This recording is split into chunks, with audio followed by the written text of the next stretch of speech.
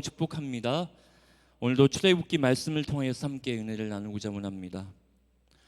저는 가끔 지나온 길을 생각합니다. 지나온 길을 들여다보면 곳곳에 하나님의 흔적들을 발견합니다. 가만히 생각해 보니까 저를 이 자리까지 인도하시기 위해서 배우게 하신 것도 있었습니다. 만나게 하신 사람도 있었습니다. 읽게 하신 책도 있었습니다. 때로는 앞이 보이지 않는 캄캄한 터널을 지나게 하셨습니다. 그때는 몰랐습니다. 하나님이 나의 삶을 돌보시고 있다는 사실을. 그때는 몰랐습니다. 하나님이 나의 삶을 다스리고 있다는 사실을. 하지만 지금은 압니다. 하나님은 그때의 나의 삶을 돌보시고 다스렸다는 그 사실을 알게 되었습니다. 은혜입니다. 우리는 때때로 과거의 삶을 묵상해야 합니다. 어떻게 하나님이 나를 돌보시고 어떻게 하나님이 지금 이 자리까지 나를 인도하셨는지 묵상해야 합니다. 묵상하지 않으면 유익이 없습니다. 다윗도 이와 같은 고백을 합니다. 사무엘상 17장 37절에 여호와께서 나를 사자의 발톱과 곰의 발톱에서 건져 내셨은즉 나를 이 블레셋 사람의 손에서도 건져 내시리이다. 바울도 고백했습니다. 그가 이같이 큰 사망에서 우리를 건지셨고 또 건지실 것이며 고린도후서 1장 10절에서 고백하고 있습니다. 이렇듯 하나님이 돌보시고 다스리시고 통치하신다는 뜻을 가진 단어가 바로 섭리입니다. 하나님의 다스리심은 우리의 삶만이 아닙니다. 하나님이 만드신 모든 창조 세계와 천사의 세계, 그리고 사람들이 하는 모든 생각이나 모든 행동까지도 하나님께서는 다스립니다. 이 모든 것들을 돌보시고 다스리는 것이 바로 섭리입니다. 사랑하는 우리 믿음의 청년 여러분, 사랑하는 우리 성도님 여러분, 우리가 우리 삶 속에서 무엇을 묵상하느냐에 따라서 인생의 성패가 좌우됩니다. 자신의 과거의 삶을 묵상하길 소망합니다. 과거 하나님이 역사하셨던 사건을 묵상하길 바랍니다. 하나님 앞에 바로 선 성경의 인물들에게서는 하나님의 섭리를 찾아볼 수 있습니다. 오늘 본문도 마찬가지입니다. 모세를 살리기 위해 동참하는 3명의 여인들의 이야기가 나옵니다. 이 여인들을 통해 하나님의 섭리하심을 분명하게 보여주고 있습니다. 오늘 말씀을 통해 하나님이 모든 생각과 모든 행동을 다스렸던 3명의 여인이 누구인지 알아보고, 그리고 그 하나님의 섭리하심이 과연 우리에게는 어떤 유익을 주는지 말씀을 통해 살펴보겠습니다. 첫 번째 여인입니다. 2장 1절과 2절 말씀에 레위 가족 중 한 사람이 레위 여자에게 장가들어 그 여자가 임신하여 아들을 낳으니 라고 말씀합니다. 출애굽기 6장 20절과 민수기 26장 59절에서는 그녀의 이름을 뭐라고 합니까? 요게벳이라고 소개합니다. 남편은 아므람. 요게벳은 모세의 엄마입니다. 아이가 태어났을 바로 그때는 잔인한 법령이 만들어졌을 때입니다.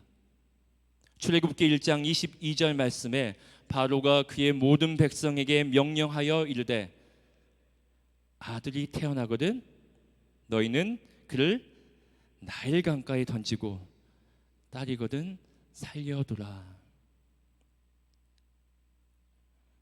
분명 많은 아이들이 변명의 시행으로 죽었을 것입니다. 이 집, 저 집에는 부모들의 울음소리가 떠나지 않을 것입니다. 저는 이 본문 말씀 읽을 때마다 감히 상상하지도 못할 것 같아요. 아이를 잃은 부모의 심정, 통곡하며 주저앉아 있는 엄마와 아빠가 아무도 도와줄 수 없는 그 잔인한 명령 앞에 속수무책으로 당할 수밖에 없는 그런 상황들, 생각만 해도 끔찍한 상황입니다. 그때 요게벳 역시 두려움으로 숨을 죽이고 있었습니다. 아이의 부모인 아므람과 요게벳에게는 3명의 자녀가 있었습니다. 이제 곧 태어난 아이와 아이보다 나이가 많은 미리암과 아론입니다. 미리암과 아론은 바로의 법령이 시행되기 전에 태어났기 때문에 위험 없이 키울 수 있었습니다. 하지만 아이의 상황은 달랐습니다. 아이의 가정에 잔인하고 잔인한 그림자가 드리워진 것입니다. 아이의 엄마는 3달 동안 아이를 숨겼습니다. 바로의 그 명령 앞에 따르지 않았던 것이죠. 징벌을 두려워하지 않았던 사람이 바로 아이의 엄마 요게벳이었습니까? 요게벳이었습니다. 어미 된 자의 마음이 어떻을까요? 만약 아이의 생명과 자신의 생명을 바꾸라면 바꾸지 않았을까요? 저라도 바꿀 것 같습니다. 그래서 어머니는 위대합니다. 엄마 요게벳은 어떤 심정으로 아이를 숨겼을까요? 히브리서 11장 23절에서는 믿음으로 숨겼다라고 말씀합니다. 아이의 부모는 아이를 믿음으로 숨겼습니다. 그 믿음은 약속의 믿음이었습니다. 결코 이스라엘은 멸망하지 않을 것이라는 믿음이었습니다. 이스라엘 향한 선조로부터 내려오던 약속의 믿음이었습니다. 그 약속의 믿음은 두려움을 능가했습니다. 그 약속의 믿음은 무려 3개월이라는 시간을 버티게 했습니다. 그냥 버틴 것이 아니라 있는 힘을 다해 최선을 다해 버티고 숨겼던 것이죠. 우리가 이 사건을 통해서 기억할 것이 있습니다. 최선을 다해 3개월 동안 아이를 숨긴 것, 이 또한 하나님의 섭리였습니다. 하나님은 아브람과 요게벳의 생각과 행동을 다스렸습니다. 여기서 우리는 질문해 볼 수 있습니다. 그럼 과연 하나님의 섭리 안에서 나의 역할은 어디까지인가? 하나님의 그 섭리 앞에서 저의 역할은 무엇입니까? 어려운 부분입니다. 하지만 분명한 것은 우리가 해야 할 일을 하지 않아서는 안 된다는 것입니다. 해야 할 일을 해야 된다는 것이고 게을러서는 안 된다는 것이죠. 또한 부정한 방법을 사용해서도 안 됩니다. 그렇게 자신의 자리에서 최선을 다한다면 하나님께서는 반드시 우리를 선하게 사용할 줄로 믿습니다. 다음으로 최선을 다했는데 한계에 부딪힌 경우입니다. 3절에 보니까 더 숨길 수 없게 되매라고 말씀합니다. 아마도 3개월이 지난 무렵에 이제 감추어진 아이들을 찾는 사람들이 오게 되었을 것입니다. 그러자 요게벳은 이제 더 이상 숨길 수는 없겠구나. 더 이상 숨길 수 없게 되자 엄마 요게벳은 결단합니다. 요게벳은 아이를 갈대 상자에 넣었습니다. 더 이상 자신의 손에 있다가는 죽음을 면치 못할 것이라 생각했던 것이죠. 갈대 상자에 사랑하는 아들을 넣은 엄마의 심정, 요게벳은 이제 아이를 자신의 손이 아닌 하늘의 손에 맡깁니다. 불확실하고 위험하지만 더 이상 자신이 할 수 있는 것이 없을 때 무책임하게 버리는 것이 아닌 하나님의 손을 의지합니다. 간절한 마음으로 하나님의 인도하심을 구합니다. 우리의 삶도 마찬가지입니다. 최선을 다했음에도 불구하고 벽에 부딪힐 때가 분명히 있습니다. 형균 형제, 그렇지 않습니까? 네. 너무 앞에 잘생긴 형제가 있어서 눈에 띄어서 질문했습니다. 네. 결코 졸아서 그런 게 아닙니다. 오해하길 바랍니다. 그때는 하나님께 맡길 수밖에 없는 그 용기가 필요한 거죠. 내 앞에 벽이 있을 때 하나님께 맡길 수 있는 용기가 필요합니다. 내가 할 수 있는 것이 없다고 느낄 때 우리는 내어 맡길 수 있는 믿음이 필요합니다. 이렇듯 하나님께 맡기는 것 또한 하나님의 섭리를 신뢰하는 것입니다. 이처럼 하나님은 자신의 목적을 이루시기 위해, 약속을 성취하시기 위해 요게벳의 마음에 그렇게 하도록 하셨습니다. 모든 과정에 하나님의 섭리하심이 깃들려 있었습니다.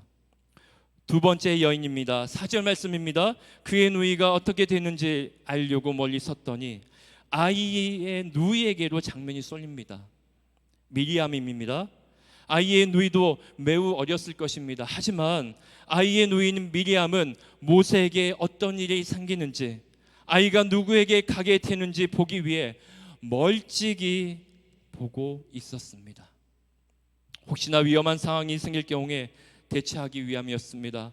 강물에 빠져 죽을 수 있기 때문입니다. 악어가 삼킬 수도 있기 때문입니다. 아무도 데려가지 않으면 아이가 굶주려 죽을 수도 있기 때문입니다. 또한 7절에서도 미리암은 기지를 발휘합니다. 그의 누이가 바로의 딸에게 이르되 내가 가서 당신을 위하여 히브리 여인 중에 유모를 불러다가 이 아이에게 젖을 먹이게 하리이까. 바로의 딸의 허락을 받은 미리암은 아기의 친어머니 요게벳을 불러 아기의 유모가 되게 합니다. 참 놀라운 일이죠. 경우에 따라 재치 있게 대응하는 지혜는 사람을 살립니다. 기근이 너무 심해서 온 애굽이 죽게 되었을 때 요셉은 지혜로운 방법으로 백성을 살렸습니다. 솔로몬 역시 서로 자기 아이라고 우겼던 두 여자 사이에서 지혜를 발휘합니다. 아기를 둘로 나뉘어 반씩 가지게 하면 되겠구나. 그 왕의 명령 앞에 진짜 아이의 엄마는 아닙니다. 그냥 살려서 저 여자에게 주십시오. 솔로몬은 진짜 엄마는 자기 아이를 둘로 절대 나누라고 하지 못한다는 것을 알았던 것이죠. 이처럼 하나님은 자신의 목적을 이루기 위해, 약속을 성취하기 위해 미리암의 마음에 그렇게 하도록 하셨습니다. 이 과정에서도 역시 하나님의 섭리하심이 담겨 있습니다. 세 번째 여인입니다. 5절 말씀입니다. 바로의 딸이 목욕하러 나일 강으로 내려가고 시녀들은 나일 강가를 거닐 때 그가 갈대 사이에 상자를 보고 시년을 보내어 가져다가, 하나님의 섭리는 바로의 딸을 바로 그때 그곳으로 가게 하셨습니다. 갈대 상자 안에 모세에게 인도하셨습니다. 그뿐만이 아니었습니다. 하나님은 바로의 딸에게 아이를 불쌍히 여기는 마음을 넣어주셨습니다. 6절 말씀입니다. 열고 그 아기를 보니 아기가 우는지라 그가 그를 불쌍히 여겨. 기가 막힙니다. 죽여야 하는 대상인 아이가 바로의 딸에게 보호를 받게 되었습니다. 이처럼 하나님은 자신의 목적을 이루기 위해, 약속을 성취하기 위해 바로의 딸의 마음에 그렇게 하도록 하셨습니다. 우리는 이 이후의 상황을 잘 알고 있습니다. 아기는 엄마의 젖을 먹으며 엄마의 품속에서 안정감을 느끼며 살게 되었습니다. 요게벳 또한 자신의 아들이 자신의 품으로 다시 돌아와서 말할 수 없는 만족감을 누렸습니다.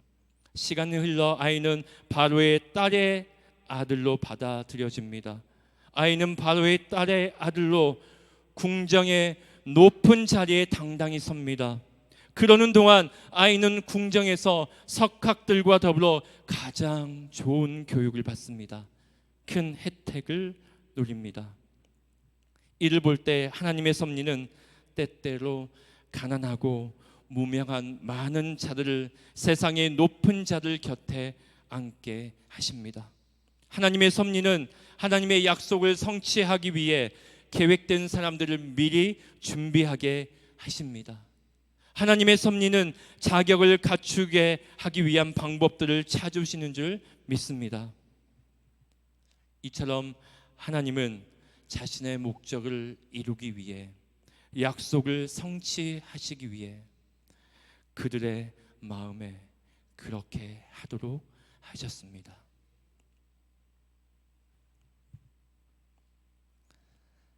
하나님의 섭리는 능력인 줄 믿습니다. 언제 어느 곳에나 미치는 능력입니다. 그 능력으로 모든 피조물을 보존하시고 다스립니다.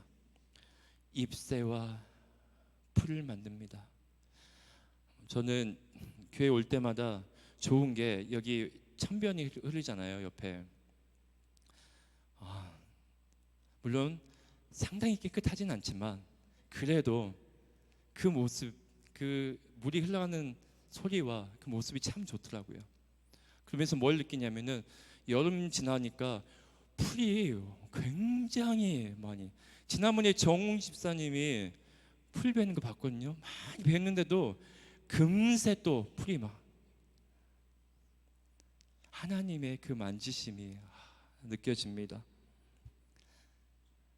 때로는 비와 때로는 가뭄이 있고 풍년과 흉년이 있고 먹을 것과 마실 것을 내어주시며 건강과 질병, 부와 가난, 하나님은 모든 것을 다스리시고 보존하십니다. 그뿐 아니라 하나님은 우리 안에서도 역사하십니다. 하지만 안타깝게도 사람들은 하나님의 섭리에 관심을 두지 않습니다. 섭리는 우리가 마땅히 해야 할 일을 가르쳐 줍니다. 우리의 죄를 깨닫게 해줍니다. 낙심해 있는 우리에게 힘을 주죠. 이러한 유익이 있어 우리에게 묵상하라고 은혜를 주시지만 사람들은 섭리를 주목하지 않습니다. 우리는 섭리를 소홀하게 생각합니다. 하지만 성경에서는 분명하게 말씀합니다. 하나님께서는 우리 안에서 역사하심을 말씀하고 있습니다. 빌립보서 2장 13절 말씀입니다. 너희 안에 행하시는 이는 누굽니까? 하나님이시니 자기의 기쁘신 뜻을 위하여 너희에게 소원을 두고 행하게 하시나니. 아멘. 하나님 우리로 하여금 의지를 갖게 하십니다. 하나님 우리로 하여금 행동하도록 하십니다. 우리가 결정하고 우리가 행동하지만 그 모든 것은 하나님의 기쁘신 뜻을 위하여 하나님께서 하신 것이죠. 우리가 이해하지 못하는 하나님의 능력입니다. 하나님은 그 모든 것이 선한 뜻을 이루도록 하나님은 간섭하시고 계십니다. 이것이 우리의 신앙 고백이 되어야 합니다. 어떤 신앙 고백입니까? 하나님이 나를 돌봐주시고 하나님께서 나를 다스리시고 인도하신다는 그 고백이 우리 삶 가운데 넘쳐나길 소망합니다. 오늘 본문에서도 그 신앙 고백의 정점에 있는 한 사람을 마지막으로 소개하겠습니다. 10절 말씀입니다. 그의 이름을 모세라 하여 이르되 이는 내가 그를 물에서 건져내었습니다. 바로의 딸은 모세라고 이름을 지었습니다. 모세라는 이름에는 겹치는 의미가 있습니다. 바로의 딸이 말했던 내가 그를 건져내었다, 이 의미가 있고, 또한 모세가 훗날 애굽에서 이스라엘 자손들을 건져내는 자가 될 것이라는 또 다른 의미가 있습니다. 이처럼 하나님은 모세의 이름을 통해서도 분명하게 말씀하십니다. 장차 모세의 삶을 통해 출애굽이라는 하나님의 목적을 이루신다고 말씀하신 거죠. 우리는 지금까지 요게벳, 미리암, 바로의 딸, 그리고 모세를 살펴보았습니다. 하나님의 섭리가 그들의 삶에 어떤 영향을 미쳤는지 살펴보았습니다. 하나님은 세 명의 여인의 삶을 통해 자신의 목적을 이루어 가셨습니다. 힘든 상황이었고 위기의 상황이었지만 하나님은 그 세 명의 여인을 통해 그 위기를 잘 넘기도록 인도하셨습니다. 그렇기 때문에 우리 또한 늘 하나님의 섭리를 묵상해야 합니다. 특히 어렵고 괴로울 때 하나님의 섭리를 묵상해야 합니다. 왜냐하면 하나님께서 그렇게 행하라고 명하셨기 때문이죠.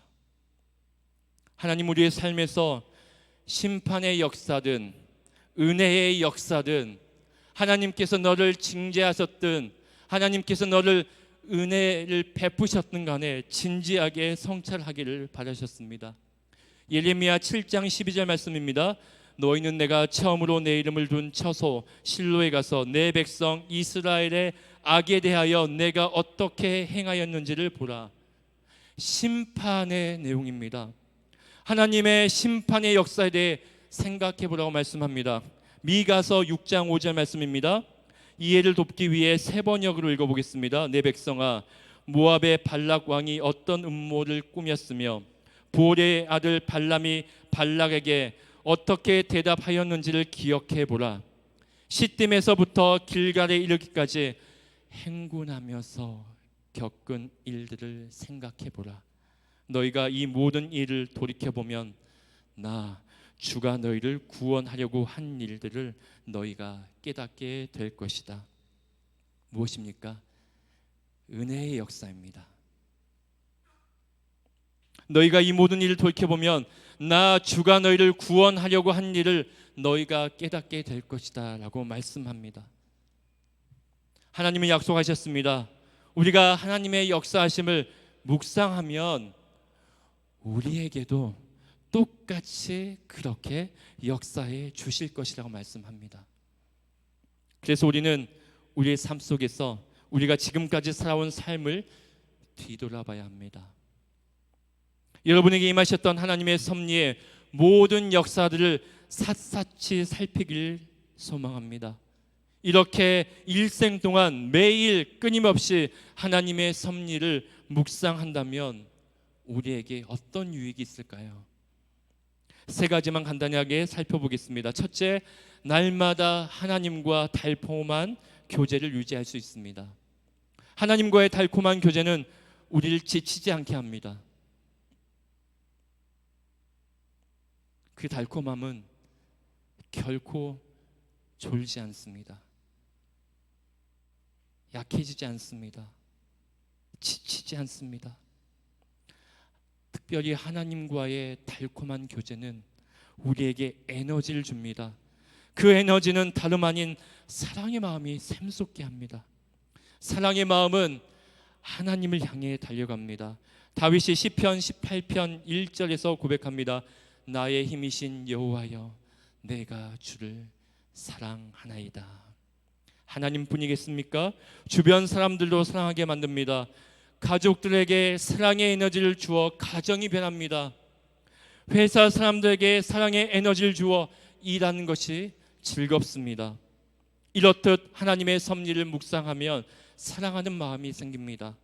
여러분 삶 속에서 하나님의 섭리를 묵상함으로 사랑이 넘치시기를 기도합니다. 둘째, 하나님의 섭리를 묵상하면 우리 삶이 즐거워집니다. 경험해 보신 분 많죠? 시간이 지나서 되돌아보니까 내가 가장 어려울 때 그때 하나님이 나와 함께 하셨구나.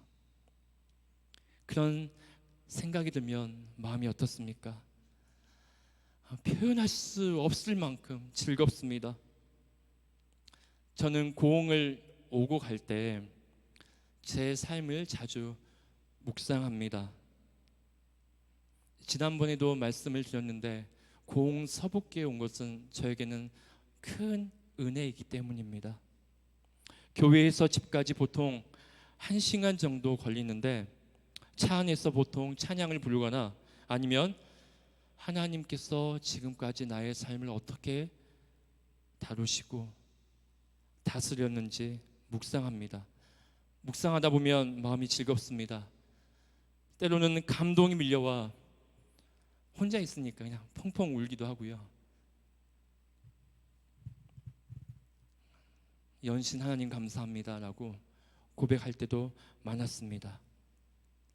여러분도 하나님의 섭리하심을 묵상함으로 이러한 감동과 즐거움이 날마다 여러분의 삶 가운데 가득하길 소망합니다. 셋째, 하나님의 섭리하심은 믿음을 지키는 데 아주 큰 힘이 됩니다. 그리스도인들도 뜻하지 않는 어려움을 만날 때가 많습니다. 그때마다 주저앉아 좌절하거나 하나님을 원망하는 삶이 있다면 이렇게 한번 고백해 보시길 바랍니다. 하나님께서 지난번에도 함께 하셨지. 결국 그것 또한 나를 위함이었잖아. 그래, 조금 힘들더라도 견뎌내보자. 이 어려움을 좀 잘 이겨내보자. 어쩌면 하나님께서 나에게 주신 선물일지도 몰라. 어려움 앞에 좌절, 절망, 원망하시겠습니까? 아니면 과거에 함께 하셨던 하나님의 돌보심을 기억하며 다시 일어서겠습니까? 여러분은 어떤 삶이 되고 싶습니까? 하나님의 섭리를 묵상함으로 어려움을 잘 이겨 믿음을 지키는 우리가 되기를 소망합니다. 말씀을 마무리하겠습니다. 하나님께서는 우리 삶 속에서 행하시고 우리를 돌보십니다. 아멘입니까? 우리에게 일어난 모든 일들, 성공이든 환난과 괴로움이든 그 모든 일들이 우리의 유익을 위하여 행하심을 믿으시길 바랍니다. 그렇기 때문에 큰 어려움이 생기더라도 하나님을 의심하지 않기를 바랍니다. 왜냐하면 우리는 하나님의 섭리 안에 있기 때문입니다. 하나님께서 합력하여 선을 이루게 하실 것입니다. 그렇게 되기까지 우리의 믿음에 근육을 만들어 놓으셔야 합니다. 그 믿음의 근육은 다름 아닌 우리 삶 속에서 하나님의 섭리하심을 묵상하는 것입니다. 그것이 쌓이고 쌓이면 우리는 더욱 하나님과 친밀해질 것이고 우리의 삶 또한 즐거움으로 가득할 것입니다. 이러한 삶의 원리를 하루라도 빨리 깨닫고 날마다 하나님과 달콤한 교제를 나누길 소망합니다. 특별히 우리 믿음의 청년들 위해 함께하길 소망합니다.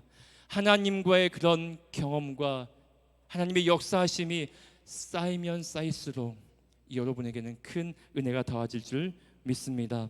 삶이 즐거워 어려운 시기를 믿음으로 이겨내는 우리 공서북교회 청년들과 성도님들 되기를 소망합니다. 기도하겠습니다. 참 좋으신